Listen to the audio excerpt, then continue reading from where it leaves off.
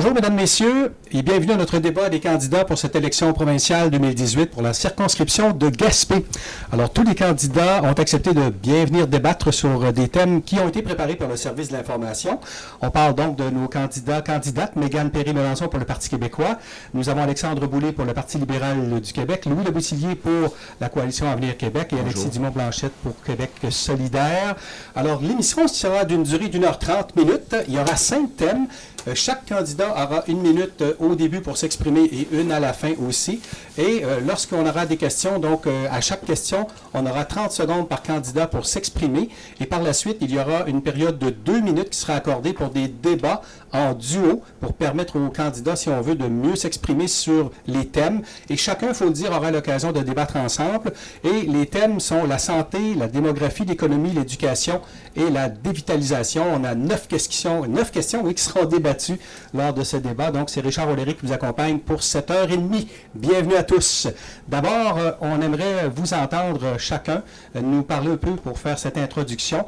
Et on a fait évidemment une pige pour déterminer l'ordre. Alors, on va commencer avec Alexis Dumont-Blanchette de Québec solidaire. Donc, merci Richard. À Québec solidaire, c'est pas compliqué. Qu'est-ce qu'on veut, c'est faire entrer la Gaspésie dans le 21e siècle. On a 2 grandes priorités autour desquelles tout notre programme est construit.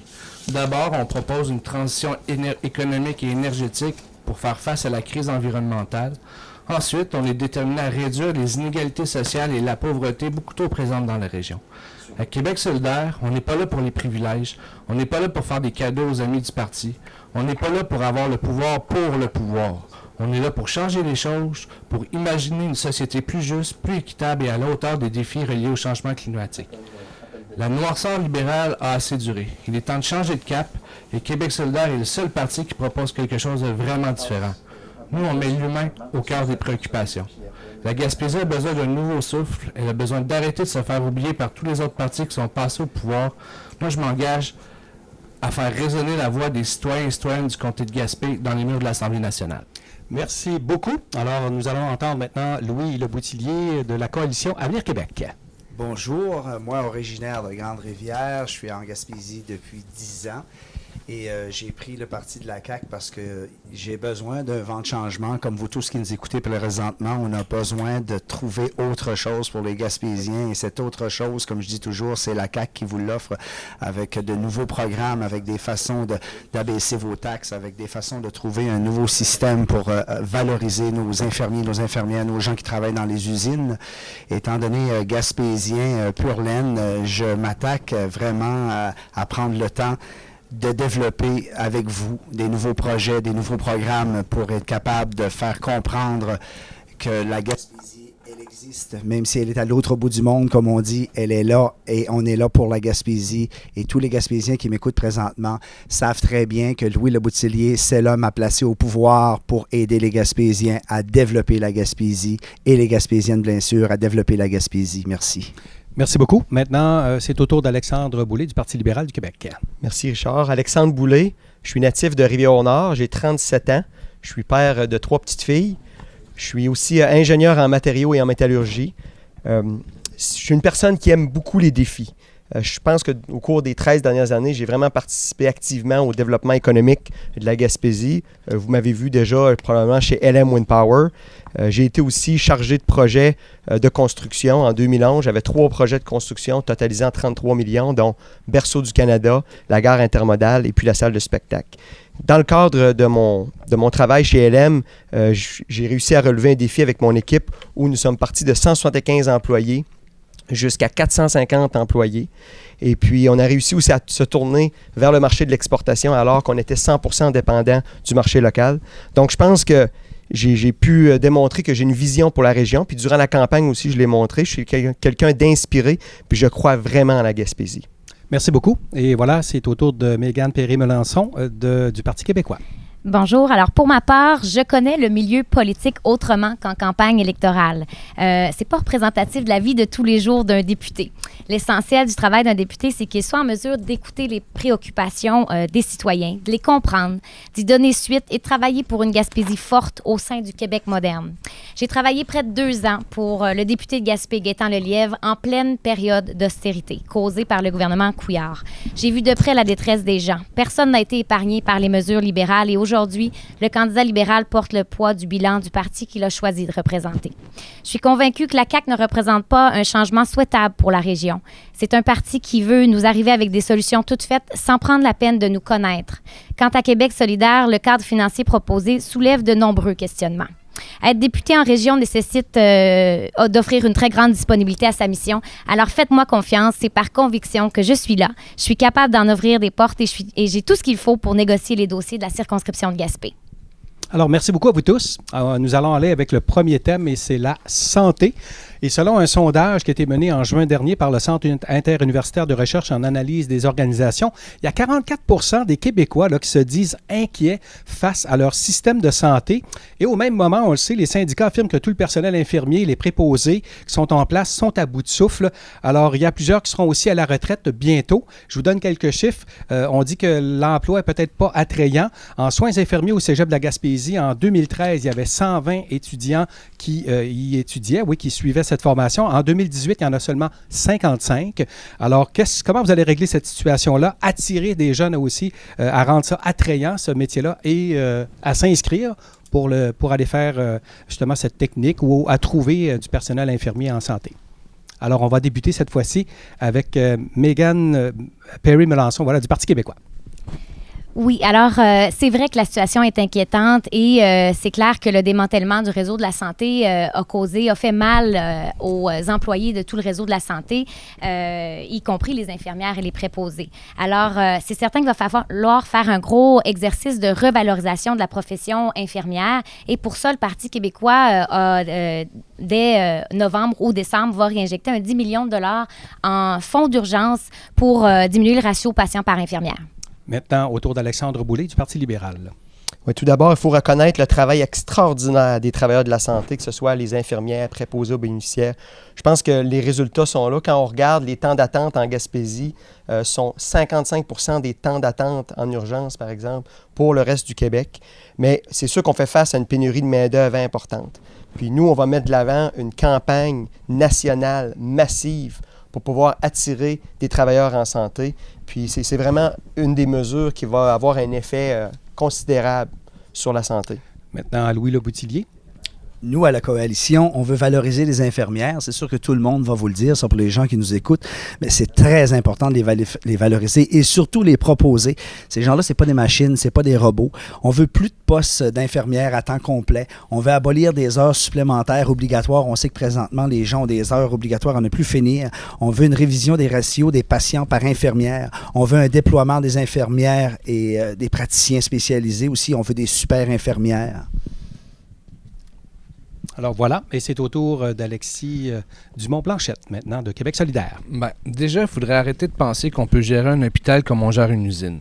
L'obsession des cadres envers les statistiques, les indicateurs de performance et l'équilibre budgétaire qui prend toute la place a fait ombrage à la qualité des services et au respect du personnel en santé. Il est urgent de stopper l'hémorragie et arrêter de couper des postes des travailleurs qui donnent des services directs à la population. La solution à Québec solidaire, c'est de décentraliser les décisions. C'est pas vrai que c'est à Québec qu'ils vont nous dire comment organiser notre réseau de santé en Gaspésie. Donc, on propose une gouvernance de proximité. Il faut prendre le contrôle démocratique du réseau de la santé. Merci beaucoup. Donc, maintenant, on va passer à nos duos. Et pour le premier duo, on va donc entendre Mégane Perry-Melançon et Alexandre Boulay, du Parti libéral, et Mégane Perry-Melançon du Parti québécois. À vous deux. Bon, si on commence, on regarde, aujourd'hui, on a la chance, l'économie va bien, donc on peut réinvestir en santé. On s'est commis à augmenter le budget de la santé de 4,2 %. C'est ce qui va nous permettre vraiment d'embaucher des gens pour pouvoir donner un coup de pouce, avoir un meilleur service, puis aussi s'assurer que les infirmières, les préposés aux bénéficiaires ne soient pas constamment demandés pour faire des heures supplémentaires.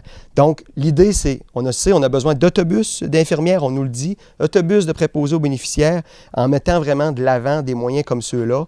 Puis aussi la stratégie Vivre en Gaspésie, j'en ai parlé déjà, pour attirer de la main-d'œuvre, attirer des infirmières. C'est un élément qui est extrêmement important. Donc, on va devoir faire constamment de la représentation au niveau national pour amener des gens ici, pour pouvoir donner un coup de pouce. Monsieur Boulay, en même temps, il faut dire que le démantèlement du réseau de la santé, la réforme Barrette, là, ça fait en sorte que tous les employés sont démobilisés, ils n'ont plus de sentiment d'appartenance. Donc, c'est certain qu'il va falloir aussi donner plus de responsabilité à tous les professionnels de la santé, que ce soit les pharmaciens, les dentistes, les infirmières. Il faut aussi, comme dans le même sens... Je suis d'accord avec vous. Il va vraiment falloir regarder les compositions des équipes pour s'assurer qu'il y a la main-d'œuvre nécessaire dans chacune des équipes de travail. Puis ça, bien, c'est par l'attraction des familles, de la main-d'œuvre, des programmes.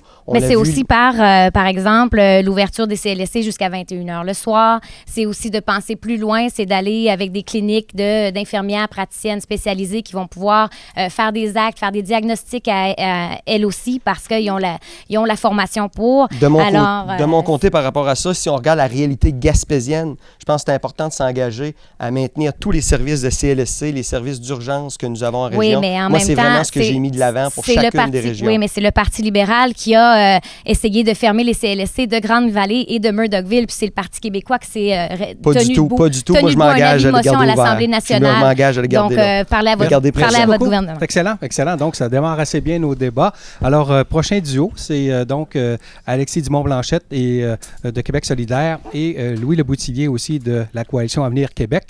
Alors, à vous deux, d'aller pour votre débat de 2 minutes. Par rapport à la santé, hein? Oui. Okay. Je te laisse y aller, Louis. Je pars avec plaisir. Nous, il faut savoir que les établissements, présentement, ils ont besoin de latitude, ils ont besoin de se gestionner eux-mêmes. Les conseils d'administration des établissements en santé, on a besoin de plus de responsabilité des gens qui sont là. On sait aussi que moi, j'ai jasé dernièrement avec des gens, on a besoin de transport qui coûte une fortune pour certains. M. Boulay en parlait tantôt. C'est sûr qu'on se bat tous pour les mêmes points parce que la Gaspésie, on est en santé, Louis. On parle de santé. On parle de transport pour la santé. J'ai un monsieur qui m'appelle. Transport pour la santé. Oui, j'ai un monsieur qui m'appelle cette semaine puis qui dit « Louis, ça me coûte 75 $. Ma femme est en chaise roulante pour aller à l'hôpital, encore une fois.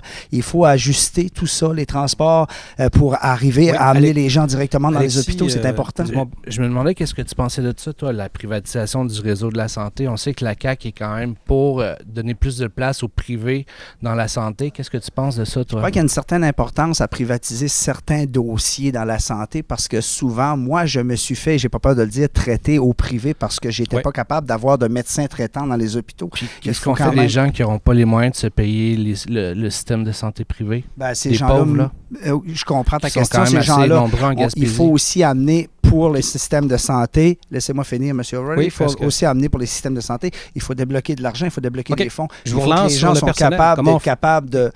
Comment on va remplacer justement le personnel qui s'en va à la retraite et attirer des gens à déjà, le personnel qui est déjà là, il faudrait qu'il arrête de tomber en burn-out, puis ça, c'est en leur donnant des conditions de travail décentes. On ne peut pas traiter un employé de la santé comme un numéro, il travaille avec des humains, ce monde-là. Fait que c'est vraiment important. Je suis tout à fait d'accord. On parle de 50 000 personnes présentement au Québec qui sont soit burn-out ou en congé de maladie dans les hôpitaux parce que des heures et des heures, on parle de 16 heures par jour exigées à des infirmières. Ben nous, on prend soin de ça à la CAQ, puis on va s'occuper à ce que nos infirmières soient valorisées, le personnel de maintien, il y a aussi les professionnels de la santé, les travailleurs sociaux. Vous me prenez la parole, mon ami. Merci beaucoup. Alors voilà, donc c'est bien démarré. On va faire une pause maintenant et puis on sera de retour dans un petit moment. On va parler de démographie. C'est un enjeu important pour notre région. On est de retour dans un petit moment. Bonjour à vous tous. Nous sommes de retour à notre débat sur les ondes de Radio Gaspésie. Richard O'Leary qui vous accompagne jusqu'à 13h avec nos 4 candidats. On va parler de démographie. 26 % de la population de la Gaspésie est âgée de 65 ans et plus, alors que seulement 16 % de la population se retrouve chez les jeunes de 0 à 19 ans. Donc cela place même notre région, si on veut, en tête de liste du Québec pour sa population vieillissante et le manque de jeunes. Et je vous rappelle que la moyenne d'âge est aussi de 48 ans. C'est la plus élevée au Québec. Alors quelles sont vos propositions solutions pour renverser cette tendance dans la région, en tenant compte aussi que oui, c'est une problématique qu'on vit qui est peut-être plus présente chez nous, mais c'est une problématique qui s'en va aussi un peu partout au Québec, dans les régions. Donc, on n'est plus les seuls à le vivre, mais l'intensité peut-être chez nous est plus grande. Alors, nous allons débuter cette fois-ci avec Louis Leboutillier pour son 30 secondes. Oui, puis quand on dit la moyenne d'âge, chez nous, dans mon village, c'est 67 ans, imaginez-vous. C'est important de se servir de l'immigration. J'en parle tout de suite avant qu'on me tombe dessus. Nous, l'immigration, on veut 40 000 immigrants. On a baissé de 10 000 parce qu'on veut être sûr d'avoir les gens qu'il nous faut pour faire fonctionner nos usines, pour ramener des gens en Gaspésie, parce que 26 % présentement de l'immigration ne reste pas et 10 % se retrouvent sur l'aide sociale et c'est nous qui devons payer pour ça. Et pour les jeunes, on doit garder nos jeunes à l'école. Merci. Maintenant, c'est au tour d'Alexandre Boulay du Parti libéral. Moi, de mon côté, je pense vraiment que la population, le déclin démographique, c'est l'enjeu le plus important de la Gaspésie. C'est pour cette raison que dès la première journée de campagne, je me suis engagé à mettre de l'avant un plan d'attraction de main-d'œuvre et de famille. Dans ce plan-là, je me suis donné un objectif clair pour la région, c'est d'atteindre 95 000 personnes d'ici 2022, donc de renverser la tendance. Et puis pour ce faire, on va aussi mettre de l'avant un baccalauréat du début à la fin qui va pouvoir être fait en Gaspésie. Merci beaucoup. Maintenant, Mégane Perry-Melançon. Bon, alors comme l'immigration vient dans un autre point, moi, je dirais que près de la moitié des jeunes de 18-37 ans adoptent la vie en région pour le mode de vie qu'elle permet. Alors, nous, ce qu'on veut, c'est attirer plus de jeunes et pour ça, les municipalités doivent être plus dynamiques. Alors, le Parti québécois s'engage à mettre la fibre optique dans toutes les régions, soutenir les projets culturels, donner plus d'accès aux services aériens à coût raisonnable et aussi le crédit d'impôt remboursable de 15 000 $ pour quelqu'un qui se déniche un emploi en région. Merci. Et on termine avec Alexis Dumont-Blanchette. Bien, deux choses. D'abord, il faut retenir nos jeunes qui sont déjà ici, puis faire revenir les Gaspésiens qui sont ailleurs présentement. Ensuite, nous, qu'est-ce qu'on veut faire à Québec solidaire? C'est créer des carrefours d'accueil en immigration, un genre de guichet unique pour rassembler puis mettre en relation tous les acteurs qui travaillent autour du domaine de l'immigration. En Gaspésie, on est quand même bon pour attirer du monde, mais à l'échelle provinciale, notre taux de rétention n'est pas excellent. Donc, nous, on pense que la recette, c'est dans un meilleur accompagnement des nouveaux arrivants, que ce soit recherche d'emploi, intégration sociale. Et merci. Merci beaucoup. Alors voilà, c'est terminé pour cela. On va passer maintenant à notre période de 2 minutes de débat. Alors pour débuter, on aura donc Louis Leboutillier de la Coalition Avenir Québec avec Alexandre Boulay du Parti libéral. Donc allez-y sur cette thématique de la démographie. Et c'est parti. Avant de parler d'immigration, je pense que c'est important de s'assurer de prendre les gens qui sont ici puis qui puissent rester à l'emploi. Que ce soit les étudiants, on a mis de l'avant déjà des mesures où les étudiants qui sont à temps partiel, qui travaillent et qui étudient, le frais scolaire va être payé. Mais aussi les travailleurs expérimentés. On va mettre de l'avant des mesures fiscales qui vont permettre à ces gens-là de pouvoir travailler encore plus longtemps.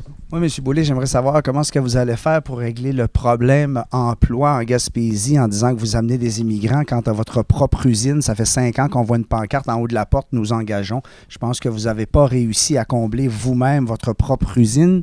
Alors, comment vous allez régler le problème en Gaspésie? Avant de parler d'immigrants, Louis, je parlais tantôt, c'est vraiment de prendre les travailleurs ici. Puis le meilleur exemple, OK, on avait 6 000 assistés sociaux en Gaspésie. Puis aujourd'hui, on en a seulement 4 000. Donc, il y a un effort qui a été fait, il y a des résultats. Il y a 2 000 assistés sociaux qui sont présentement sur le marché du travail. Puis justement, hier, j'étais dans une polyvalente où on pouvait voir le travail qui est fait pour intégrer ces gens-là au marché du travail, leur donner confiance. Puis je vous relance tout de suite, on va parler de main-d'œuvre un petit peu plus loin aussi. Parlant école, parlant polyvalente, c'est surtout parlons cégep. Je pense qu'il faut adapter les cégeps pour que nos jeunes restent en Gaspésie. Il faut arriver à trouver plus de solutions avec les cours pour garder nos jeunes ici en région. C'est ça l'important.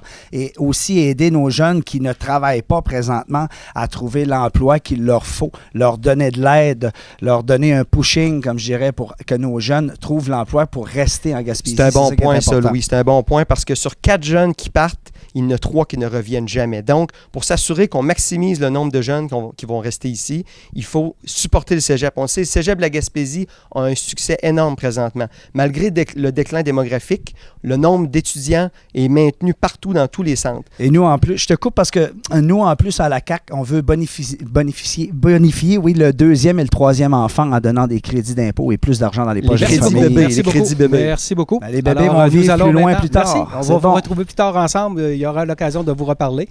On y va maintenant avec Megan Perry, Megan Perry-Melançon et aussi Alexis Dumont-Blanchette. Je prends la balle au bon pour dire oui, le cégep se porte bien. Il y a un nombre d'inscriptions quand même relativement bon, mais c'est certain qu'il va falloir quand même soutenir puis réinvestir là, de façon massive pour le cégep parce que pour qu'on garde les programmes ouverts là, à chaque année, on n'est pas tellement certain si les programmes vont pouvoir être maintenus. Alors, pour le retour et la rétention des jeunes, c'est certain qu'il va falloir soutenir la formation technique et professionnelle et dire aux jeunes, il y a de l'avenir en électricité, il y a de l'avenir en plomberie, en mécanique, donc de faire promouvoir les conditions salariales qui sont très bonnes. Je pense qu'on va être d'accord, Mégane, pour dire que oui, il faut recruter des nouveaux arrivants, mais il faut aussi améliorer les services pour les retenir ici. Absolument. Je pense qu'on va s'entendre. Au Québec, on s'entend qu'il y a 14 régions sur 17 que c'est la démographie la priorité numéro 1. Donc, ça va être difficile d'attirer du nouveau monde quand on sait que tout le monde est en compétition, là. Donc, je me demandais qu'est-ce que tu pensais de, justement, nous, qu'est-ce qu'on propose, c'est un carrefour d'accueil aux immigrants. Dans le fond, il y aurait quelqu'un, il arriverait à Montréal, puis ensuite, on leur dirait, selon leurs compétences, leur talent, leur profession, où est-ce qu'ils devraient aller en région pour justement que l'immigration soit répartie plus équitablement sur le territoire. Bien, moi, je vous dis qu'il y a quand même des stratégies déjà en place aussi à Gaspé et en Gaspésie pour aider à attirer l'attraction de main-d'œuvre et de nouveaux arrivants. D'ailleurs, il y avait la stratégie d'établissement durable qui avait un budget de 900 000 $ par année qui a été complètement coupé dans les dernières années par le gouvernement Couillard. Alors, quand on parle d'attraction de main-d'œuvre, bien, c'est certain qu'il faut davantage soutenir ces initiatives-là. Il y a déjà des ressources en même temps, ces organismes-là, les SANA, les places aux jeunes, entre régions, ils sont quand même beaucoup de compétition.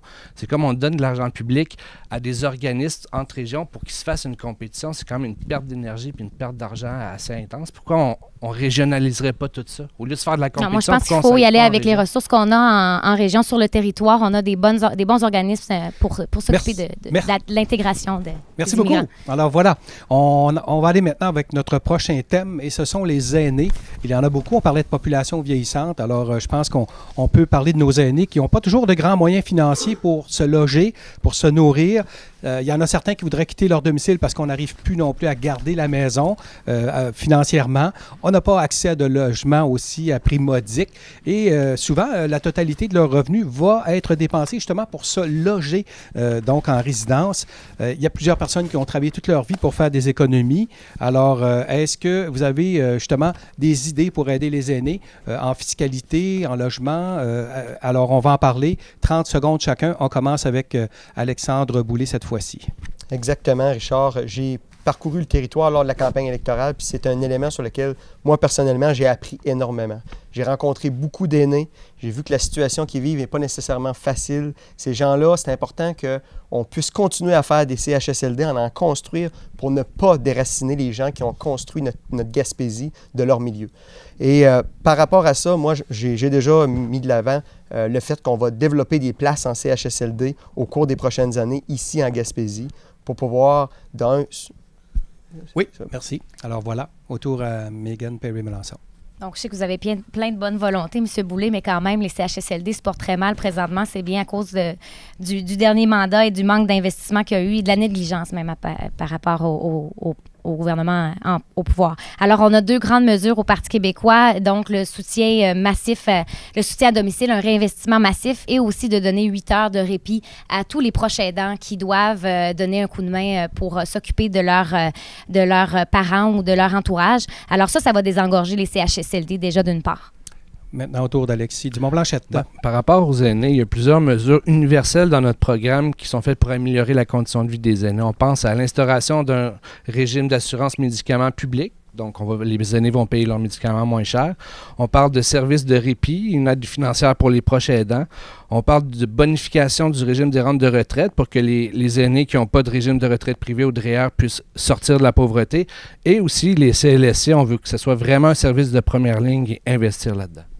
Et on termine avec Louis Leboutillier, s'il vous plaît. Moi, je garde ma mère, elle a 92 ans, je l'ai dit tout le long des débats, tout le long de la campagne. Les aînés, nous, à la CAQ, on propose la maison des aînés pour aider ces gens-là, mais il y a d'autres choses aussi à la CAQ. Présentement, là, les gens qui ont leur maison encore, qui sont aînés dans la région de Gaspé, ils payent 725 $ de taxes. Et nous, à la CAQ, on propose de baisser les taxes à 269 $ pour redonner dans les poches de nos aînés 456 $. La lutte contre l'isolement aussi, pour la solitude, pour les aînés, c'est très important. Merci beaucoup, merci. Alors, période de 2 minutes, on entame ça en duo cette fois-ci. Alors, nous aurons un duo entre Alexis Dumont-Blanchette, voilà, et Alexandre Boulay sur cette question des aînés pour améliorer leurs conditions de vie. Allez-y. En ce qui nous concerne, au Parti libéral, nous proposons d'augmenter de 200 millions le budget pour les soins à domicile. Pourquoi pas l'avoir fait dans les 15 dernières années? Parce que maintenant, l'économie va beaucoup mieux qu'il allait il y a 4 ans. Ça, on le sait, on le voit, 210 000 emplois créés. Donc, on a les sous pour investir en santé. Si je comprends bien, on a sacrifié des services à la population sur le dos du déficit. La population est déficiente et la population est vieillissante. Puis aujourd'hui, c'est de là le besoin de continuer à investir. On a aussi parlé des soins dentaires gratuits pour les aider, les aînés qui ont un faible revenu. Nous pour ça, hein? Supporter aussi les proches aidants. Je suis content qu'on inspire les autres partis.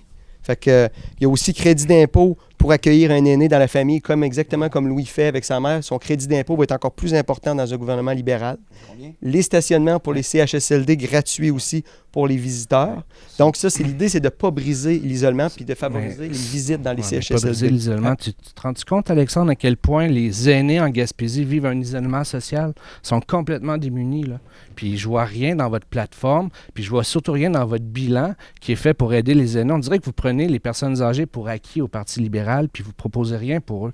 Puis je trouve ça vraiment Ce que j'ai vu, moi, c'est je n'ai pas vu des personnes aînées qui étaient complètement isolées. J'ai vu des gens qui vivaient avec des personnes qui provenaient de leur communauté.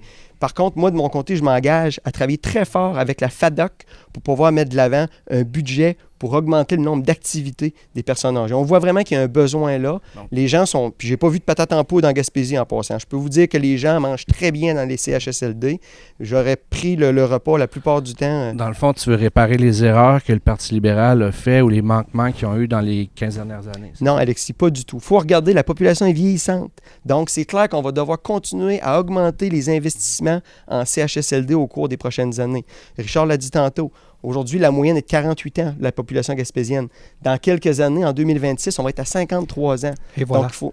Oui, merci beaucoup à vous. Alors, on y va maintenant avec l'autre duo, Mégane Perry-Mélenchon et Louis Leboutillier sur la même thématique. Donc, vos idées pour aider nos aînés? Bon, alors c'est ça. On sait que le manque de logement est un problème majeur parce que nos résidents, les aînés, parfois se ramassent à cohabiter avec des résidents qui sont des cas plus lourds. Alors ça c'est néfaste pour les résidents et aussi au personnel qui est en surcharge de travail à ce niveau-là. Mais je veux aussi qu'on parle quand même aussi des aînés qui sont plus actifs. On les oublie, on le dit souvent dans la campagne, ils ont été les grands oubliés. On a une population vieillissante.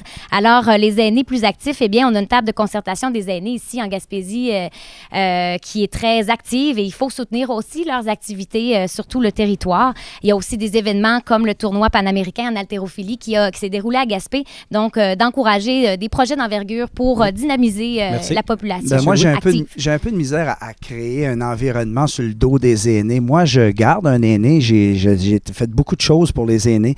Et puis, je me rends compte qu'on a besoin de bonifier ces gens-là. Puis, je suis d'accord avec une chose. Il y a beaucoup d'aînés qui ont 65, 67, 68 ans. Et nous, à la CAQ, on veut les créditer en impôts, ces gens-là, pour les remettre, s'ils veulent, bien sûr, aller sur le marché du travail sans qu'ils soient coupés dans leur pension de vieillesse. Parce qu'on a besoin des gens sur le marché du travail en Gaspésie. Fait qu'à la CAQ, on se dit, pourquoi pas ramener ces gens-là sur le marché, mais pas être obligé de couper la pension pour aller travailler et avoir un argent de plus dans leur poche par année. C'est important, ça aussi, pour les aînés. OK. Puis pour les autres aînés, comme vous me disiez, votre grand-mère qui a besoin de soins les aînés qui ont besoin de soins, il faut prendre... vous avez eu 1 minute pour parler, puis moi, il m'en reste 20 secondes. Là. Limiter la hausse de taxes et des tarifs pour les services gouvernementaux. Là. Les proches aidants aussi, il faut les bonifier. Nous, à la CAQ, on donne 1 250 $. On va bonifier à 2 500 $. Les aînés ont besoin oui, mais les soins présentement, pour les aînés, ma mère, je dois aller à Gaspé 3 fois par mois avec un aîné. parti a ça quoi prend comme un engagement? médecin, ça prend des médecins Et les généralistes. engagements ne sont pas clairs, M. Le Boutillier. Votre parti Ça nous prend s'engage des à quoi médecins pour le soin des généralistes aînés? pour les aînés, pour être capable de s'en beaucoup à vous occuper tous. mieux. Merci, C'est ça qu'il merci, faut. merci. On se reparle tantôt. Le temps de faire une pause et puis on sera de retour à notre débat de cette élection, donc 2018, dans la circonscription de Gaspé. De retour dans un moment à Radio Gaspésie. Ici Richard Olléré, on est de retour à Radio Gaspésie pour ce débat des élections provinciales 2018 dans notre circonscription. On va parler maintenant d'emploi et main-d'œuvre. C'est lié, on ne peut pas s'en dissocier parce qu'on a plusieurs milliers d'emplois. On parle de près de 9 000 emplois qui sont disponibles dans les prochaines années dans la région, des départs à la retraite, mais on a un manque de main-d'œuvre, pénurie qui fait qu'on ne peut pas combler ces postes-là. Les emplois permanents sont comblés, vont être comblés avant. Ça laisse aussi des trous dans le travail saisonnier. Alors, quelle est la solution pour cette pénurie de main-d'œuvre? Est-ce qu'on parle de migration? On parlait tantôt des aînés. Alors, je vous lance évidemment la question. On débute avec Alexis Dumont-Blanchette pour ce 30 secondes d'abord. Ben, déjà, la pénurie de main-d'œuvre qu'on voit, elle était prévisible. Hein? C'est la preuve que le Parti libéral est incapable de développer une vision à long terme. Donc oui, il faut continuer à attirer des nouveaux arrivants, mais surtout, il faut faire les efforts nécessaires pour que les Gaspésiens les aident à s'insérer ou se réinsérer socialement et professionnellement. Et Québec solidaire semble être le seul parti qui n'a pas jeté l'éponge sur le fait qu'on veut aider les gens sur l'assistance sociale à s'en sortir. Donc, on veut aider les plus démunis à sortir la tête de l'eau pour qu'ensuite, ils peuvent aider à contribuer à baisser cette pénurie de main-d'œuvre. Merci beaucoup. Louis Le Boutillier, cette fois-ci. Bien, nous, c'est sûr que l'immigration va venir au sujet parce que nous avons dit 50 000 à 40 000 immigrants parce qu'on veut les meilleurs et on veut les franciser. Mais d'abord, il faut s'occuper de nos Gaspésiens. Après avoir fait le tour de la Gaspésie, je m'ai rendu compte que beaucoup de gens au chômage ou sur l'aide sociale ont besoin d'être valorisés, ont besoin d'avoir plus de formation pour être capable de valoriser leur emploi et d'aimer ce qu'ils font et surtout un meilleur salaire. C'est très important à partir de là. Merci beaucoup. Alexandre Boulay. Aujourd'hui, il y a environ 1500 emplois disponibles partout en Gaspésie. Je pense que ça va avoir un effet définitivement sur toutes les sphères de notre vie. On le voit déjà, il y a des restaurants qui sont fermés. En santé, on prendrait des autobus d'infirmières. Donc, c'est un élément vraiment primordial qu'il faut s'attaquer. On a la chance que l'économie va bien, donc on peut embaucher. On a parlé tantôt de vraiment maximiser les gens qui sont disponibles, mais il y a aussi l'immigration. Puis, il faut vraiment reconnaître qu'il y a une pénurie de main-d'œuvre. La CAQ ne le reconnaît pas, nous, on le voit, puis on se donne le moyen de nos ambitions. Merci beaucoup. On termine donc avec Megan Perry. Mélenchon. Alors, pour la pénurie de main-d'œuvre, effectivement, il va falloir trouver un moyen de mettre en lien direct les établissements scolaires avec les employeurs qui en ont besoin de ces employés-là. Et puis, on a des institutions scolaires de qualité, des bons emplois rémunérés qui ne sont peut-être pas bien promus. Alors, il va falloir mettre de la promotion pour encourager la formation technique et professionnelle, comme je l'ai dit tout à l'heure. Et bien sûr, ça va permettre de garder nos jeunes plus longtemps en région et de s'assurer qu'ils Merci beaucoup. On parlait d'immigration. C'est pas toujours facile, l'immigration aussi. Il y a toute la question administrative autour de ça. Je vous le dis en passant. Et on parle évidemment de duo maintenant. Donc, on débute avec Alexis Dumont-Blanchette et Louis Le Boutillier. Ouais, allez-y. J'aimerais que tu m'expliques, Louis, comment on peut penser en diminuant les seuils d'immigration, renverser la tendance puis avoir un bilan migratoire positif puis combler le manque de main-d'œuvre. On a toujours gardé le même point de vue à la CAQ, Alexis. Nous, on était à 50 000 immigrants, puis on s'est rendu compte, je l'ai dit tantôt, que 26 % quittaient le Québec après 3 ans parce qu'ils ne s'intégraient pas. Il faut mettre de l'argent pour les intégrer, Louis. Il ne faut pas les expulser. De l'argent, puis nous, on ne veut pas les expulser. On veut en prendre seulement 40 000, en prendre moins, mais en prendre soin. C'est ce que le chef a dit et c'est ce que je répète. De faire venir des immigrants ici à tour de bras pour qu'après ça, ils nous quittent, c'est nous qui payons pour ça, les contribuables. Et je crois qu'on devrait prendre moins d'immigrants et vraiment bien les insérer dans la Gaspésie et de s'occuper aussi à ce qui reste ici. C'est ça qui est important, qui reste avec nous et non qui partent après 3 ans puis qu'on se retrouve. Ça fait 2 médecins de famille que j'ai parce qu'ils migrants, ils retournent chez eux. Je pense que le problème aussi avec l'immigration, c'est qu'on pense que c'est juste de l'économie. C'est des êtres humains avant tout qui viennent ici pour avoir des vies, pour s'insérer, pour contribuer à la société québécoise. Puis je trouve que quand on parle de quotas, plus, moins, je trouve ça extrêmement déshumanisant pour ces gens-là qui ont choisi le Québec. C'est pour ça qu'on dit qu'on veut en prendre moins pour mieux s'en occuper, pour en faire leur donner une qualité de vie dans notre Gaspésie et non prendre n'importe qui va arriver ici puis au bout d'un an, il va se dire je ne fit pas dans le décor. Au lieu d'en prendre moins. C'est d'en prendre moins et de s'en occuper comme il faut. Au lieu d'en prendre moins, pourquoi ne pas investir massivement pour justement s'en occuper comme il faut? On est en pénurie de main-d'œuvre, on a besoin de gens pour pour que la Gaspésie se vitalise? Ben, moi, je crois, encore une fois, qu'en prendre plus, on vient de dire qu'on n'a pas les gens pour s'occuper de plus. Pourquoi il faudra en prendre plus? On l'a pas, le monde, Il faut pour développer s'occuper de des ces gens-là. services d'accueil. Ben oui, mais développer avec qui? On attend les immigrants, là. C'est le chien qui court après sa queue, ton histoire. J'ai besoin d'avoir un immigrant valorisé, qui parle français, qui va s'occuper des Gaspésiens et les Gaspésiennes, puis qui va s'intégrer Quelques dans la secondes, communauté. Alexis. Ben, c'est ça. Moi, je pense qu'il faut arrêter de leur faire peur aux immigrants. On est une société accueillante. Fais pas peur Merci. à personne. Alors voilà, Gaspésie, merci c'est pas beaucoup. vrai. On va poursuivre avec le prochain duo, donc Mégane Perry-Melançon et Alexandre Boulay sur cette question. Parlons d'emploi. Hier matin, j'ai été très surpris de voir que Jean-François Lisée disait que s'il pouvait revenir dans le temps, que le projet de ciment mécaniste, il ne l'appuierait pas. OK. Puis là, on est dans l'attraction de main-d'œuvre, c'est ça? Exactement, dans l'emploi. Donc, c'est un des plus grands projets qui a généré des emplois dans la MRC Rocher-Percé. Puis le Parti québécois nous dit qu'il n'appuierait pas ce projet-là si c'était à revenir dans le passé. Bon, je pense que la cimenterie a fait ses preuves en termes de création d'emplois. Elle est là. C'est le Parti québécois qui l'a mis sur pied. Donc là, de jouer à qui a dit quoi, là, c'est quand même une réalisation du Parti québécois. Je suis contente que vous accordiez de l'importance à ce projet-là. J'ai quand même été très surpris que le Jean-François Lisée se dissociait d'une décision du Parti québécois. On va parler d'attraction de main-d'œuvre. Par rapport à l'immigration, ben nous, on dit, écoutez, j'ai fait du recrutement au Pérou avec des travailleurs dans le secteur manufacturier. Et puis, il y a de la demande. Il y a beaucoup de demandes pour venir au Québec. Donc, moi, je crois qu'on peut leur demander à ces gens-là d'avoir un minimum de connaissances en français. Et puis, on s'engage même à rembourser une partie de leur cours de francisation. Exactement, une fois nous rendu, aussi. C'est ce qu'on fait, francisation en entreprise, Bon, extrêmement c'est ça. important. Mais ce qui est bien aujourd'hui, c'est que si on parle de pénurie de main-d'œuvre puis d'emploi, c'est parce que l'économie va bien. Si on regarde, le Parti québécois, en 18 mois, a fait reculer le Québec au niveau Il y a eu un d'emploi. échec au niveau de l'immigration. Il y a eu un gros échec. Il n'y a pas eu une belle intégration. Il y a beaucoup de nouveaux arrivants qui nous disent qu'il aurait fallu une meilleure intégration.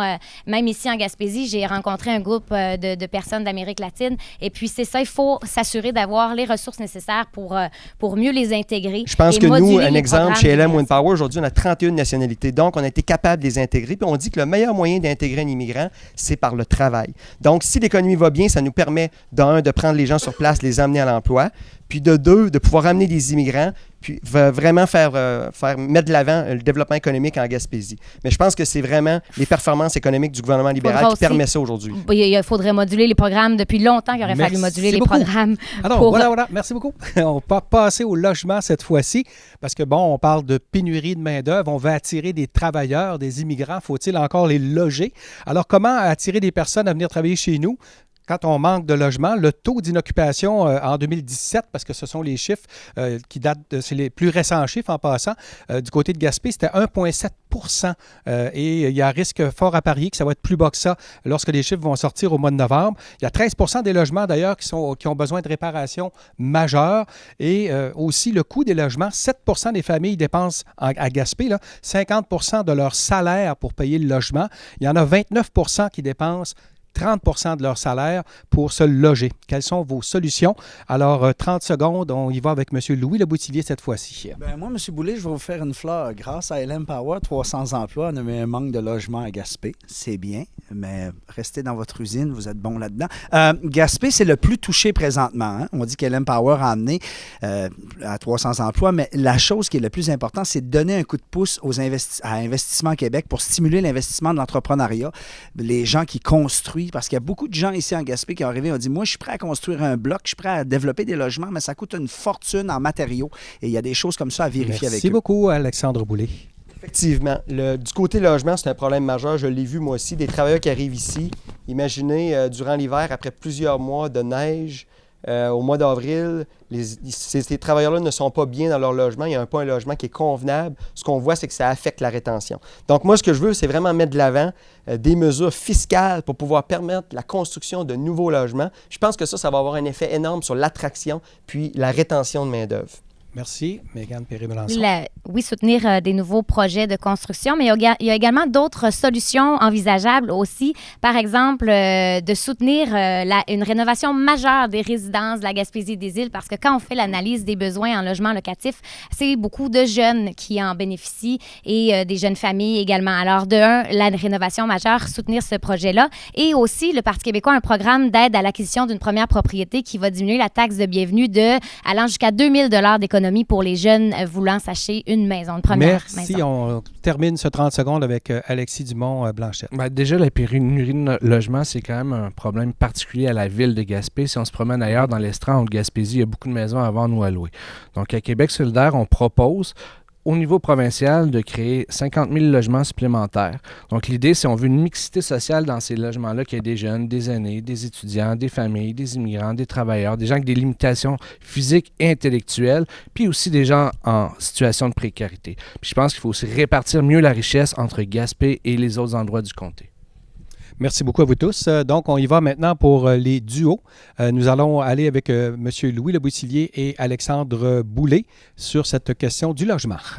Par rapport au logement, moi, l'analyse que j'ai pu faire avec les élus lors de discussions, c'est que le coût de construction est plus élevé qu'en ville et puis le coût de location est plus bas en moyenne qu'en ville. Donc, le retour sur l'investissement, on parle ici d'un logement, d'un bloc, par exemple, de 18 ans.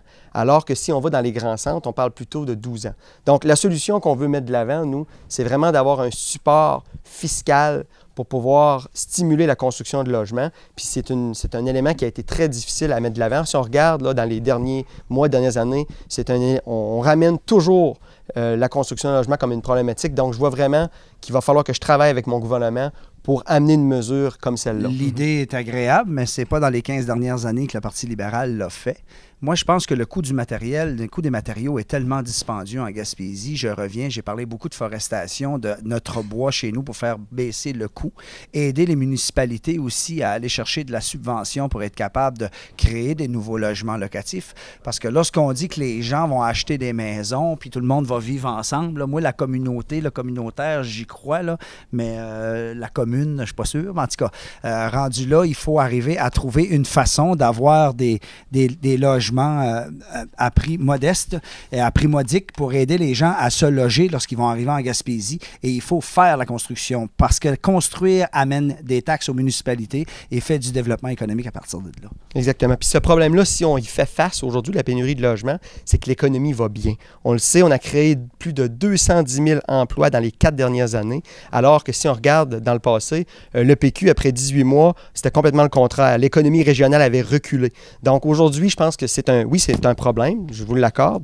Par contre, c'est un heureux problème, puis on a des solutions. Pour terminer, moi, je reviens à donner un coup de pouce à Investissement Québec. Je pense qu'à ce moment-là, on va Je pense que, Louis, là-dessus, tu défonces des portes ouvertes. Investissement Québec est déjà là pour soutenir les entreprises de la région. Soutenir encore plus pour faire du développement à travers de ça. Merci beaucoup. Et on termine sur ce point, sur le logement, avec le duo donc, de Mégane et Alexis. Donc, oui, mais j'aimerais commenter rapidement, Vas-y. par exemple, M. Boulay, vous parlez de recul de l'économie durant le gouvernement Marois, mais il n'y a jamais eu autant d'investissements en Gaspésie, des réalisations concrètes qui ont amené la Gaspésie beaucoup plus loin. Donc là, vous parlez de rééquilibre budgétaire au détriment de la Gaspésie, ce que vous avez fait, votre gouvernement, dans les 4 dernières années. On revient au logement? Oui, effectivement.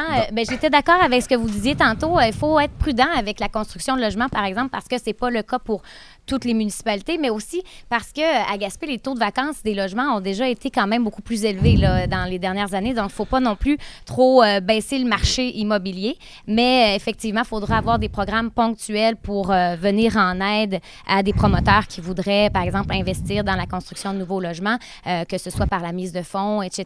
Donc, si il n'y a pas assez de logements à Gaspé, ce serait peut-être intéressant d'aller voir dans les autres municipalités, voir s'ils ne seraient pas intéressés à participer à la richesse, à se prendre une part du gâteau.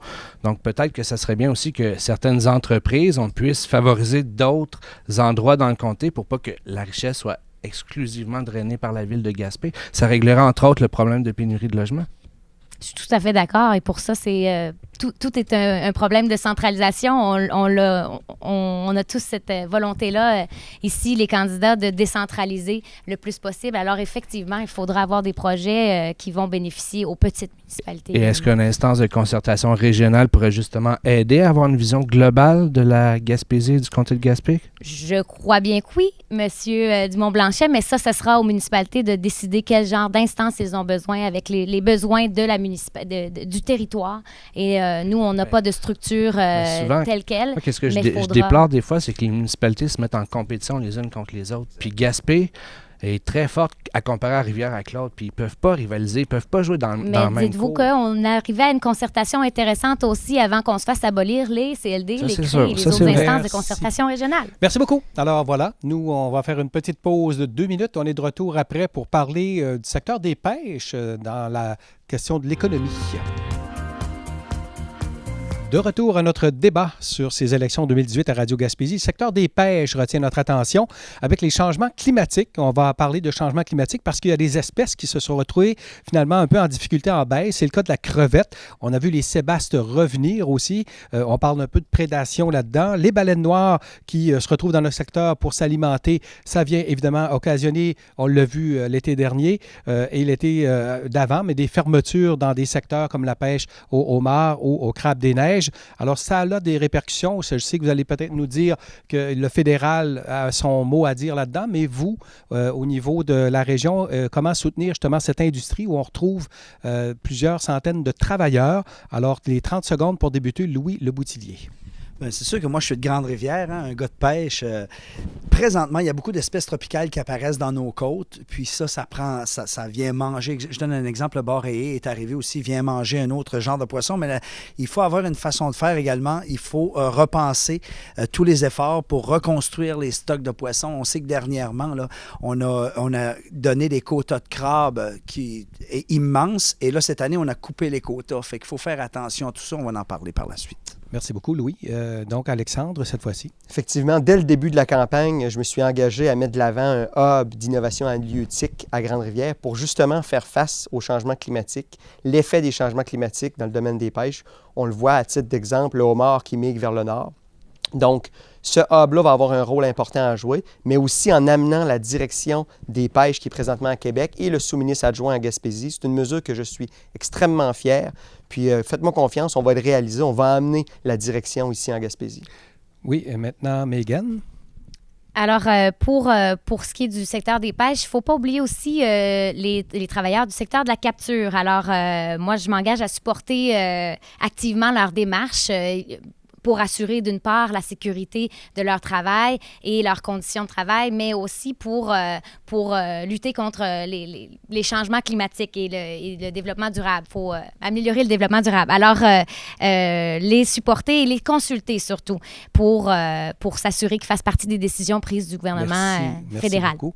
Alors, Alexis? Ben, en lien avec les changements climatiques, il faut arrêter de niaiser. On a vu le secrétaire général de l'ONU a dit qu'il nous restait encore 2 ans pour faire le virage pour les changements climatiques. Sinon, il va être trop tard et les conséquences vont être désastreuses. Nous, à Québec solidaire, en matière d'environnement, on essaie d'avoir une vision à long terme. On veut vraiment transformer l'économie du Québec. Puis c'est pas des petites mesurettes là, qu'on propose. Là. C'est un virage à 180 degrés. Dans notre plan de transition, on a 65 mesures concrètes et ambitieuses pour lutter contre les changements climatiques. Alors voilà, on a fait le tour. On va aller maintenant en duo. J'aimerais vous entendre peut-être parler, est-ce qu'il faut adapter nos usines? Les nouveaux équipements, ça aussi, ça a déjà été discuté pour les crabiers. Alors, je vous laisse là-dessus. Maintenant, on y va avec Alexis, oui, et avec Alexandre Boulay qui vont se rencontrer là-dessus. Moi, j'aurais aimé parler de la décentralisation du ministère des Pêches. Vas-y, Alexis. Donc, je me demande en quoi déménager un ministère ici va donner plus de pouvoir à la région. Si le pouvoir reste centralisé dans le ministère, en quoi ça va aider? Oui, quelques jobs de plus en Gaspésie, mais comment on va avoir plus de pouvoir? De un, Alexis, je pense pas qu'on ait les moyens de ne pas amener 25 jobs en Gaspésie. De deux, en ayant les décideurs qui sont près de la région, l'industrie va pouvoir avoir un meilleur échange avec les personnes qui décident. Puis ça fait 40 ans qu'on en parle. Fait que je pense pas qu'aujourd'hui, on peut arriver et dire que c'est pas une bonne idée. C'était le rêve de René Lévesque dans le temps d'amener le centre décisionnel de pêche en Gaspésie. Puis crois-moi, je vais travailler à le réaliser. Mais nous, on veut décentraliser le pouvoir. On veut que ce soit ici en Gaspésie qu'on prenne nos décisions. On veut des fonctionnaires ici qui réfléchissent globalement le développement de la Gaspésie. C'est exactement ce qu'on propose, Alexis. Non, tu proposes des ministères, des employés. Un sous-ministre adjoint puis une direction nationale qui s'en vient ici. Mais je pense qu'on peut regarder aussi, là, on doit aller plus loin. Ce que ça va permettre, c'est développer des projets de 2e, 3e transformation, mais aussi la modernisation des bateaux. On va pouvoir travailler de concert avec l'industrie. On va pouvoir aussi regarder comment est-ce qu'on peut valoriser les rejets dans le domaine des pêches, que ce soit au niveau des usines de crevettes, de poissons de fond, de homards. On sait qu'il y a une valeur extraordinaire dans les rejets. Ben, par rapport aux employés de la fonction publique, c'est difficile à croire, Alexandre. Ton gouvernement a coupé 10% des employés de la fonction publique dans la région dans les 4 dernières années. Vous avez centralisé le réseau de la santé, puis là, vous dites que vous voulez décentrer un ministère quelqu'un de en Québec Gaspésie. solidaire, je m'aurais attendu qu'on C'est parle drôle. d'environnement dans le domaine des pêches, mais moi, ça ne me dérange pas. Je peux t'en parler, Alexis. Ben Un ouais, parce exemple, que je trouve au niveau du développement durable dans le domaine des pêches, aujourd'hui, l'Association des hauts-mardiers de la Gaspésie produit 5% de sa capture directement, fait de l'incubation avec 5% de sa capture. Je pense que des idées comme celle-là, il faut en mettre de l'avant pour s'assurer qu'il y a une régénération de la ressource. Merci beaucoup. Alors voilà, et on y va maintenant avec Mme Megan et M. Louis. Oui, parce qu'on parlait de réchauffement climatique, ça désorganise toutes les espèces marines. Donc, c'est bien sûr qu'il va falloir encourager la recherche et la formation pour mieux adapter les besoins. Donc, les usines, on en a parlé, M. O'Leary, je suis d'accord qu'il faudra soutenir la recherche à ce niveau-là. Et bien sûr, moi, je m'engage à mettre en place un comité de travail et de concertation avec les industriels, les propriétaires de bateaux, les représentants des travailleurs d'usines et les fonctionnaires pour qu'ensemble, ils prennent les décisions qui concernent tout le secteur des pêches. Moi, je dirais que la plus grosse problématique présentement pour ce qui est les pêches, c'est l'environnement. Et l'environnement, c'est le CO2. Et si je me souviens bien, c'est pas Mme Marois qui a accepté une cimenterie à Port-Daniel qui crée plus de 500 000 véhicules par année et qui amène une problématique de CO2. Vous n'êtes pas bien positionné. Et à partir de là, nous, on était contre dès le début. Aujourd'hui, elle est là, on veut vivre avec. Mais l'environnement amène aux pêcheurs une problématique. Et bientôt, ça va débuter les tempêtes puis tout ce qui va avec. Et comment est-ce qu'on va faire, les Gaspésiens, pour s'en sortir? Monsieur Le Boutillier, je vais vous arrêter tout de suite. Oui, puis en termes de plan de match, vous êtes moins bien équipé que tous les autres partis ici présents.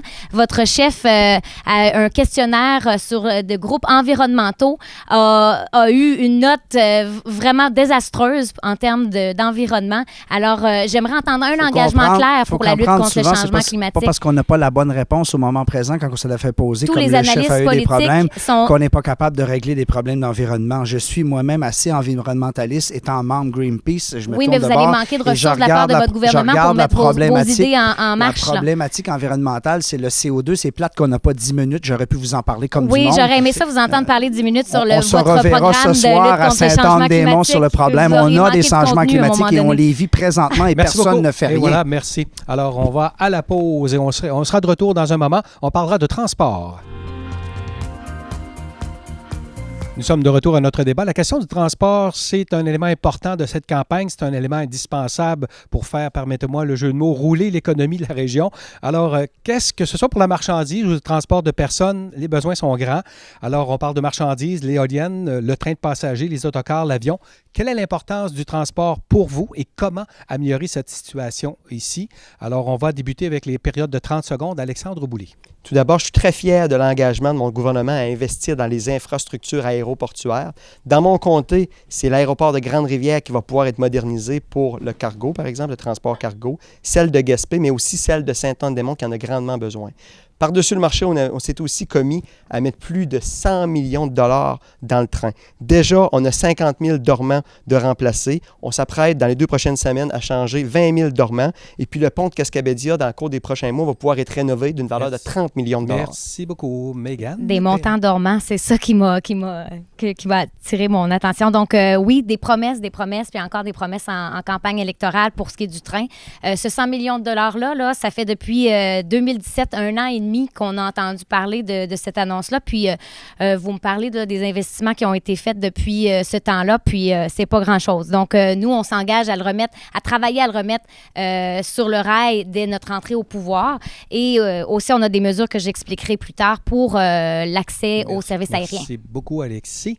Québec solidaire. Nous, à Québec solidaire, on a fait le constat que pour le transport des personnes, les entreprises privées d'autocars ont échoué à bien desservir les régions éloignées du Québec. Ils se sont jetés sur les lignes rentables, puis ont comme laissé tomber ou vraiment mal desservi les lignes moins rentables comme ici en Gaspésie. Nous, qu'est-ce qu'on veut? C'est un réseau public de transport interurbain par autobus. Les transporteurs privés ont montré leur incapacité à fournir un bon service. Leur modèle d'affaires, pour nous, il ne marche pas. Merci beaucoup. Le temps est déjà écoulé. Louis Le Boutillier de la CAQ, s'il vous plaît. Bien, parlons de transport. c'est sûr que moi, je suis un peu d'accord avec Mégane de dire promesse, promesse, promesse pour un 100 millions pour l'amélioration. Une chose qui est très importante, moi, ce que j'ai pris à cœur dès le début, c'est Sainte-Anne-des-Monts qui ont besoin. D'abord, il faut s'occuper de la personne, du citoyen. C'est important. On a besoin d'agrandir l'aéroport de Sainte-Anne-des-Monts de 300 mètres pour aller chercher de la place pour l'avion ambulance. C'est très important. Puis, ça prend s'occuper de baisser les prix des billets d'avion pour les gens qui veulent voyager et travailler par avion. Merci beaucoup. Allons en duo maintenant. Alexandre Boulay et Mégane Perry-Melançon sur le transport. Première question. Qu'est-ce que le PQ a fait pour le chemin de fer en 18 mois au pouvoir? À l'époque, il était pas pour le c'était pas nous qui l'avions en possession. Vous l'avez acquéri et vous en avez rien fait. Justement, on l'a acquéri. Vous n'avez rien fait en 18 mois. Ce que vous avez dit au niveau public, c'est que vous attendiez après le fédéral avant de bouger. Nous, ce qu'on a fait, c'est qu'on n'a pas attendu après le fédéral. On a bougé parce qu'on savait que ça avait un impact extrêmement important sur le développement économique de la Gaspésie. Le train n'a pas bougé. Pour ceux qui pensent qu'on peut construire un réseau de chemin de fer sans faire vraiment d'analyse au début, de Gaspé que vous faites présentement, de dire que vous avez fait des avancées dans ce dossier-là, alors qu'il se bat depuis des années. Le député a fait un très bon travail, M. Lelièvre, oui, justement, par rapport au chemin de fer. Malheureusement, votre parti n'a rien écouté du tout de ces recommandations-là. Alors, moi, quand j'entends parler présentement, là, que vous allez mettre un 100 millions de dollars le plus tôt possible. On a déjà 12 millions de mis. On a 30 millions qui vont l'année prochaine. On a décentralisé les gens qui font les études, qui font vraiment les travaux. Donc, on a un bureau aujourd'hui à New Richmond. La population sait très bien qu'est-ce qui s'est passé dans ce dossier-là. Donc, je ne vais pas passer tout ce temps-là pour parler seulement du train. Mais au moins, nous, on a bougé. Vous avez attendu après le fédéral pour bouger. Nous, on savait qu'au niveau économique, il allait avoir un impact énorme. 4 ans versus 18 mois, donc, on s'est engagé. Puis déjà, en un an, il y a des travaux d'implanter. 18 mois qu'on a été au pouvoir. Donc, les 18 mois où l'économie a reculé. Oui, c'est la façon libérale de toujours revenir avec ce 18 mois-là. Par rapport aux services aéroportuaires, il y avait 1 million par année pour la modernisation des infrastructures. Aujourd'hui, on a 100 millions. Fait qu'imaginez à quel va être l'impact d'un gouvernement libéral sur l'économie de la Gaspésie. Déjà là, on le voit, on a des engagements. Votre annonce là, sur les 3 aéroports, c'est encore une solution toute faite. Personne ne veut entendre ça en 2018 avec un contrôle excessif de votre gouvernement. Le PQ n'a rien fait pour les aéroports. Nous, on le fait. Là. Regardez aujourd'hui. 100 millions. On va pouvoir, dans mon comté, Gaspé, une grande rivière et puis Sainte-Anne-des-Monts va être modernisé. Merci beaucoup. Alors voilà, nous poursuivons avec Alexis Dumont-Blanchette, Québec solidaire, et aussi Louis Leboutillier. C'est drôle, hein? Si ça va mal au Québec, c'est à cause des 18 mois du PQ, pas des 15 ans du gouvernement libéral. Il n'y a plus personne qui croit ça, Alexandre. Je me demandais, Louis, qu'est-ce que tu pensais de notre idée de faire une agence de transport interurbain, justement, pour augmenter l'achalandage, pour augmenter la fréquence au niveau des autobus? Ben, c'est vos idées. Moi, je respecte vos idées. La nationalisation des autocars, t'es pas pour ça, toi? Pas vraiment, mais moi, il me semble qu'au dernier débat, mon ami, c'est pas vous qui avez dit que Québec solidaire faisait un train haute vitesse entre la Gaspésie et Montréal pour 1 milliard. Il me semble que j'ai ça sur mon Facebook présentement. Allez voir accrocher ça après nuage. Ça, Louis, c'est avoir une vision, Louis, en fait. C'est une perspective. Moi aussi, c'est une perspective vers 2030, 2050. On veut relier toutes les capitales du Québec par un lien haute vitesse. Est-ce que ça va être un train? Est-ce que ça va être un monorail? On ne sait pas encore. La technologie peut encore évoluer d'ici là. Mais oui, on a une vision, puis on veut relier, on veut justement rapprocher la Gaspésie des autres capitales régionales. D'accord, mais avant d'avoir des visions, faire des trains haute vitesse en Gaspésie, il faudrait trouver une solution d'essayer de réparer celui qu'on a. Je ne sais pas ce que vous en pensez, vous autres, là, pensant... OK. Mais nous, on veut encourager le transport collectif, c'est sûr. On veut plus d'heures, surtout pour les bus, pour les petits autobus qui voyagent dans les villages, Lac-Régime, ces choses-là. On veut plus de services, on veut plus d'heures, parce que si on veut encourager l'emploi, si on veut encourager les migrants à venir travailler chez nous, ben il faut aussi donner un service de transport à tout ça. Puis on veut un meilleur aéroport. On veut des billets d'avion moins chers. Et là-dessus, je pense que mon chef, soit de quoi qu'il parle, il était président du...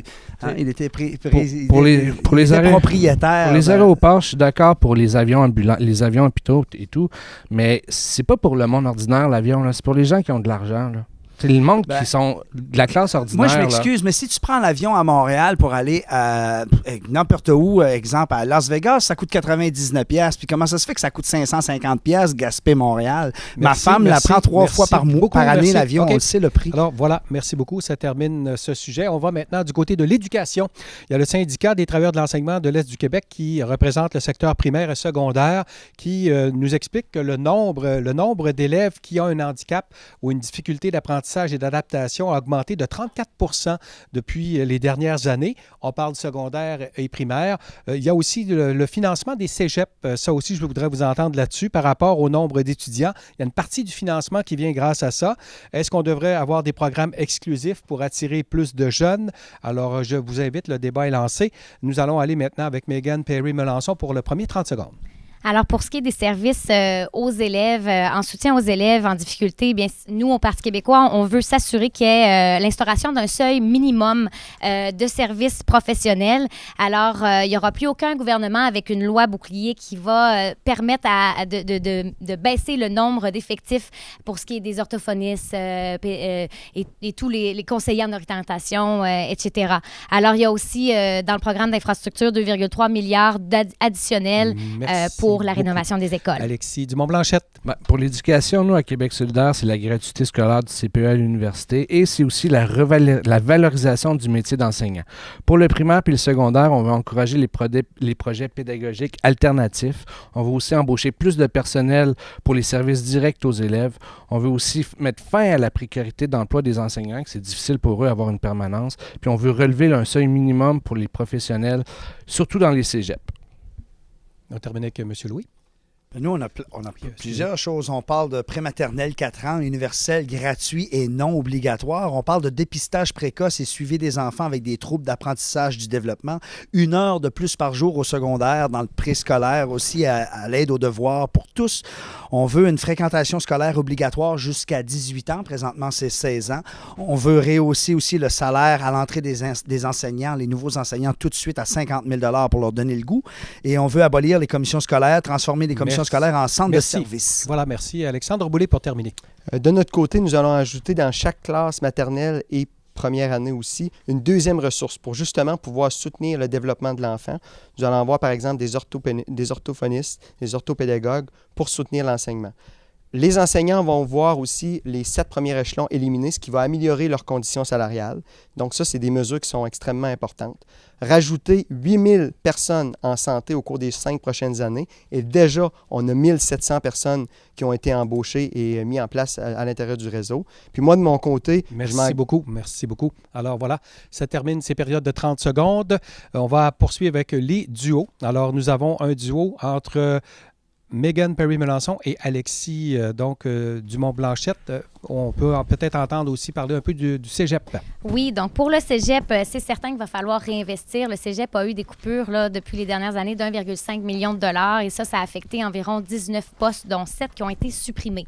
Donc, c'est certain qu'il va falloir encourager davantage au niveau des programmes. Vous parliez d'un nouveau programme qui pourrait avoir une exclusivité ici dans la région, donc celui qui est en train de se développer en énergie renouvelable et en partenariat avec le Centre Nergica. C'est certain que moi, je vais travailler à le rendre exclusif.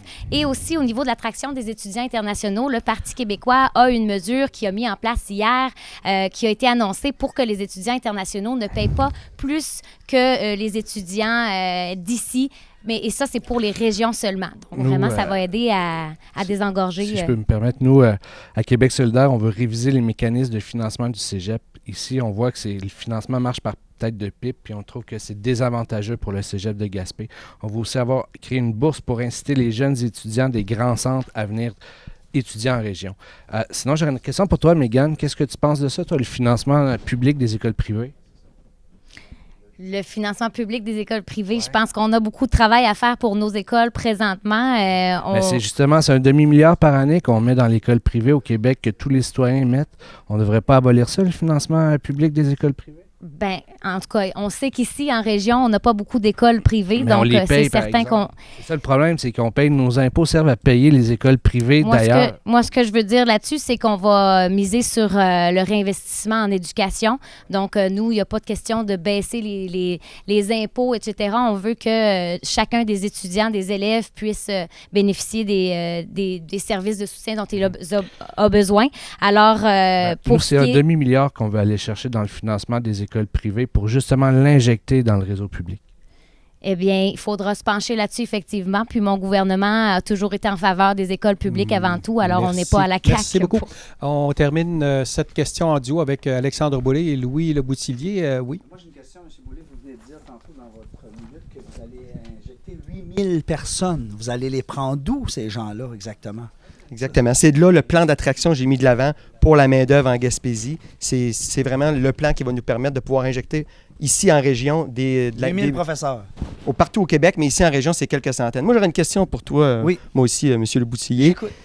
Maternelle 4 ans. Oui. On voit que vous voulez rendre maternelle 4 ans gratuit et obligatoire pour tous les enfants. Non, pas obligatoire. Alors qu'on voit... Les gens vont pouvoir décider s'ils vont ou pas. Tandis que vous voulez donner gratuit le 4 ans, mais on va payer à 3 ans. On ne comprend pas la chose. Le 4 ans, nous, ce qu'on offre, c'est vraiment la capacité de décider si c'est CPE ou maternelle. Alors que vous demandez maternelle, alors que la majorité des parents souhaitent garder leur enfant dans un milieu de garde scolaire. On donne le choix aux parents. C'est écrit, allez sur le site Internet de la CAQ, gratuit et non obligatoire. Regardez, il est écrit sur ma feuille, et non obligatoire. On veut aussi un dépistage précoce pour les jeunes qui vont rentrer à l'école parce que beaucoup ont des troubles de comportement, des troubles de TDA, des troubles de dyslexie, des troubles d'Asperger. Nous, c'est pas un test qu'on offre, c'est des ressources directement dans les classes qui vont pouvoir nous, on veut ajouter des ressources. On veut ajouter des ressources pour garder les jeunes, pour les prendre. Pour vous allez prendre d'où vos ressources? Sur la bonne ligne directement. En tout cas, on va les prendre dans vos 8000 à vous, tiens. Vous me dites que c'est impossible alors que vous préconisez exactement la même approche. Nous, ce qu'on va faire, on va bonifier de 42 $ par élève les budgets pour les sorties scolaires, mais aussi pour les projets spéciaux. On va aussi donner 100 $ additionnels pour les fournitures scolaires pour les jeunes jusqu'à l'âge de 16 ans. Puis, par-dessus le marché, vous m'avez entendu mon engagement de pouvoir faire un baccalauréat du début à la fin en Gaspésie. Bien, je vous félicite parce que ça a repris 15 ans au Parti libéral à se décider à faire ça. Mais nous, on n'était pas là il y a 15 ans. Vous n'avez jamais été au pouvoir. Aux dernières élections, on y sera. Aux prochaines élections, on y sera. Puis on sera là, puis on y fera nos preuves. On veut aussi donner une hausse de 50 000 $ aux enseignants qui vont commencer pour leur donner une chance. Merci à vous. On fait une pause. Dernier thème, on parle de dévitalisation dans un petit moment. Alors, de retour, on termine sur le thème de la dévitalisation. Il y en a beaucoup de villes, municipalités dévitalisées dans notre circonscription. Il y en aurait une treizaine, à peu près 13 sur 14. Gaspé serait la seule qui n'est pas dévitalisée. Le secteur de l'Estran, Murdochville, la Haute-Gaspésie. Donc, on parle de vieillissement de population, diminution donc de population, manque de main-d'œuvre, phénomène qui a des impacts négatifs. Et en même temps, on perd aussi des commerces. On a vu le cas de Cloridome récemment. Alors, j'aimerais vous entendre là-dessus. Comment allez-vous venir en aide à ces petites municipalités dévitalisées? Est-ce qu'on peut parler de décentralisation des emplois du gouvernement ou de mesures fiscales aussi, mesures fiscales pour aider cette population ou ces municipalités?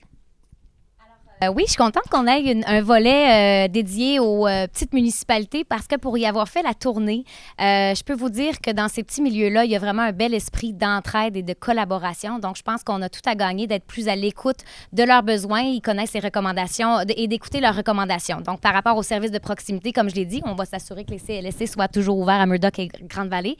Et puis aussi de soutenir tous les projets entrepreneuriaux. On a vraiment des entrepreneurs très dynamiques dans ces régions-là. Alors, il faut soutenir leurs projets pour qu'ils puissent dynamiser la communauté. Merci. Alexis. D'abord, face à tous les commerces fermés puis les bâtiments abandonnés sur le bord de la 132, il est vraiment urgent qu'on se dote d'une vraie politique d'aménagement du territoire. Plus il y a de commerces qui vont fermer, plus il y a de gens qui vont partir et il y a plus de commerces qui vont fermer. Nous, qu'est-ce qu'on propose? C'est que si un commerce ferme, on va s'asseoir avec les employés puis on va leur proposer, on va leur donner l'aide nécessaire pour qu'ils reprennent le commerce et qu'ils le modifient sous forme de coopérative. Je te laisse, Louis. Merci, t'es gentil. De mon côté, moi, j'ai fait le tour aussi, comme dit Mégane, puis j'ai rencontré, imaginez-vous, je ne donnerai pas de nom, un maire d'un village qui rêvait d'avoir une subvention de 4 500 $. Pas 45 000, pas 45 millions pour réparer des tables de pique-nique dans un camping pour avoir du récréo touristique. Je pense que c'est important de faire retomber l'économie à la bonne place puis de s'occuper vraiment des gens, de s'occuper des municipalités qui veulent, eux, arrêter la dévitalisation, bien sûr, mais à partir de là, il faut trouver des solutions directes avec les municipalités. Merci beaucoup. Alexandre Boulay, pour terminer ces 30 secondes. Effectivement, je pense qu'il faut croire envers les forces du milieu. On a des gens extraordinaires partout dans ces régions-là. Il faut travailler avec eux. Moi, j'ai eu beaucoup de discussions avec eux durant la campagne et je me suis engagé il y a 3 semaines. Puis j'ai aussi fait des représentations auprès du premier ministre du Québec pour pouvoir s'engager auprès de tous les MRC qui ont un besoin de vitalité au Québec. Et on a mis de l'avant un fonds de 60 millions qui va permettre justement à ces entrepreneurs de pouvoir mettre de l'avant des projets de développement. Merci beaucoup. Alors, les duos, tout de suite, donc on va entendre cette fois-ci Alexis Dumont-Blanchette avec Alexandre Boulay sur cette question de dévitalisation de municipalités et d'aide. J'ai une question quiz pour toi, Alexandre, par rapport à ton fonds de soutien au territoire dévitalisé. Là.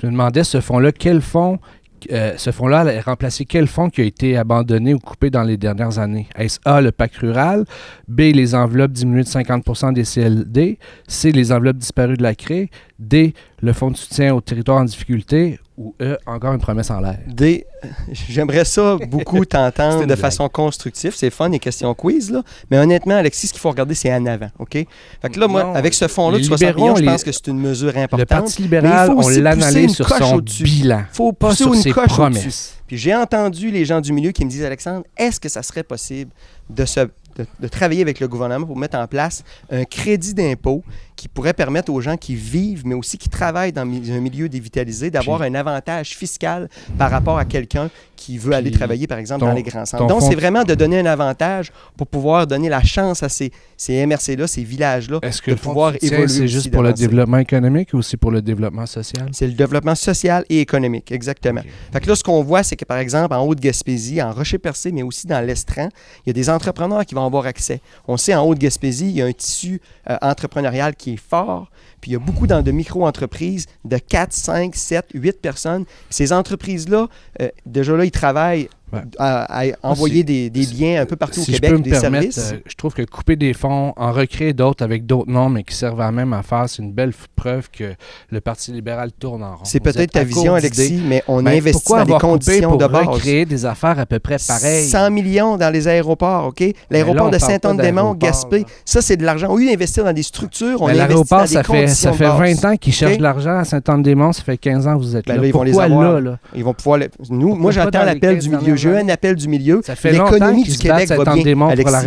210 000 emplois. C'est ça qui fait qu'on peut se permettre d'investir. Merci beaucoup. On termine donc avec Mégane Perry-Melançon et Louis Leboutillier. Je pense qu'en termes de décentralisation, là, le Parti libéral, là, il manque un peu de crédibilité parce que, en tout cas, pour l'abolition des CRE, des CLD, de toutes les instances de développement régional, je pense qu'on n'a pas à prendre là, des engagements que le Parti libéral a et le candidat à côté de moi. Donc, dans le même ordre d'idée, j'aimerais entendre M. Leboutillier, quand il dit qu'il n'est pas toujours en accord avec les grandes lignes de son parti, comment allez-vous ramener à la raison votre chef si jamais pour le réinvestissement dans les parcs qui vont devoir avoir du nouvel équipement. Arrêtez de salir les partis, là. On va parler des Gaspésiens. On est dans le dernier sprint. Il me reste 1 minute 22. Je pense que je suis écœuré d'entendre parler d'un puis de l'autre. Les Gaspésiens, ils ont besoin d'aide. Les Gaspésiens ont besoin... Ils sont dévitalisés. Les Gaspésiens, ils ont besoin de savoir comment est-ce qu'on va faire pour trouver des solutions. Il faut s'asseoir avec eux. Est-ce que vous allez être prêt à vous asseoir avec votre chef pour qu'on ait un investissement dans la filière éolienne? Madame, j'ai changé des lignes de parti de mon propre chef. J'en ai pris la chance. Et il alors, pour la filière éolienne, accepté pour aider les Gaspésiens. La filière éolienne, 945 tétrawatts, lui va vous dire qu'est-ce que c'est. Ça prend une ligne qui va traverser aux États-Unis. Je suis en train de voler mon temps là-dessus. Une fois la ligne fonctionnée, M. Boulay va construire des éoliennes à ne plus savoir quoi en faire. On va pouvoir dépolluer la planète parce que M. Trump va être capable de fermer des centrales nucléaires. J'aimerais finir sur une bonne note. Allez-y sur une bonne note. J'aimerais finir sur une bonne note par rapport aux réalisations aider nos du Parti Gaspésiens québécois. Finir sur une bonne note. Alors, les réalisations du Parti québécois ont toujours, pendant qu'on a été au pouvoir, on a toujours amené des solutions concrètes pour aider les Gaspésiens. Vous avez été 14 mois au pouvoir. La filière éolienne, ça vient de Bernard Landry, une volonté politique d'imposer un contenu totalement de Gaspésien au début et il a réussi à avoir un certain pourcentage de fabrication de pales éoliennes ici. Et même chose pour le comité de relance de Mme Marois qui a présidé un comité ministériel. Et M. Lisée s'est engagé à présider ce comité de relance. Pas fait plus que les libéraux n'ont fait. La stratégie d'intervention gouvernementale, monsieur. On aidera les Gaspésiens. Merci beaucoup, merci. Et voilà, ça termine donc cette partie du débat. Il vous reste 1 minute à chacun pour expliquer à la population pourquoi cette dernière devrait voter pour vous comme candidat de la circonscription de Gaspé. Voilà. Donc, l'ordre a choisi et déterminé que c'était Mégane Perry-Melançon qui allait débuter. Je représente le Parti québécois pour lequel je suis totalement en accord avec ses convictions, son sens éthique profond, sa vision cohérente et respectueuse du futur du Québec et de sa crédibilité maintes fois prouvée. le Parti des régions et de la décentralisation. Comme la vice-chef Véronique Yvon le dit, le parti du cœur et de la raison. Certains de mes adversaires parlent d'économie. Je parle de développement économique, environnemental et social. Le Parti québécois s'est toujours occupé des gens et encore aujourd'hui, c'est ce qu'on fait. Nos engagements sont au cœur de la vie des gens. On ne garoche pas des milliards en promesses qu'on ne pourra pas assumer. On y va sérieusement. Je me présente pour le Parti québécois parce qu'au cours des 4 prochaines années, je veux représenter les Gaspésiens, peut-être dans un environnement politique qui ne sera pas à l'avantage des régions. Et si c'est le cas, il faudra une voix forte pour faire valoir nos droits. Je crois encore aujourd'hui qu'à titre de première femme élue à l'Assemblée nationale dans la circonscription de Gaspé, je ferai partie du gouvernement du Parti québécois. Merci. Alexandre Boulay. Bonjour, vous avez entendu aujourd'hui, j'ai présenté une vision, mais pas juste aujourd'hui, au cours de la campagne pour la région, pour la Gaspésie. Des engagements qui sont clairs, qui sont concrets, qui vont avoir un effet sur le développement de la région, autant social qu'économique.